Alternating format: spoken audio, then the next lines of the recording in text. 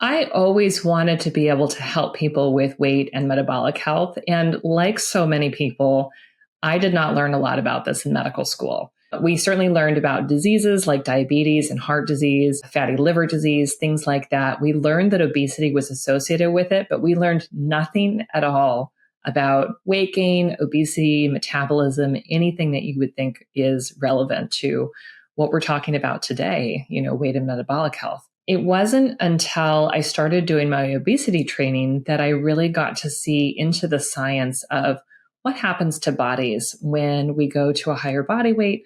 How do we have inflammation going on behind the scenes? And then as I was learning about those things, some of these newer medications started to emerge. And so I think many of us have been excited to incorporate these into our practices because they're really working on multiple components of many of the weight and metabolic health challenges that people experience. When I'm assessing somebody for obesity treatment, I have several questions that I'm trying to answer. One of which, do they struggle with extra hunger? Are they more hungry all the time and it feels like they never get full? That is something that many people, but not all people, experience. I'm curious about their metabolic health.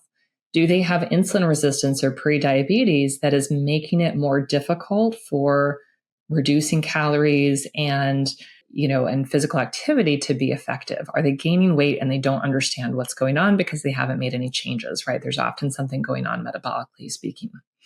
I'm also wanting to know what's going on with them mentally and emotionally. Are they having binge eating? Do they have a lot of food chatter, food cravings, food thoughts? Are they constantly thinking about their next meal?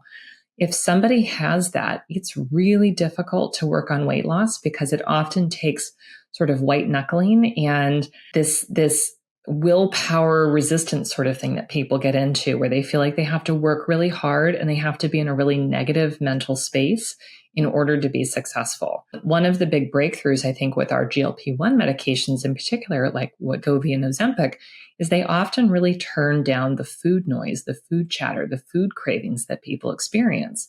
So people will tell you, I had no idea how much I was thinking about food, how much I was craving food until I went on these medications. And now I just don't think about it very much anymore. So really thinking about, does somebody struggle with extra hunger? Is there a metabolic health concern going on? Do they have a lot of food chatter or cravings? These medications can be helpful for all of those things. We have many other medications that we use consistently to try and address usually one of these components at a time, and sometimes we'll combine those treatments. But with the GLP-1s, we saw all three potentially being treated in one go, and that's really pretty remarkable.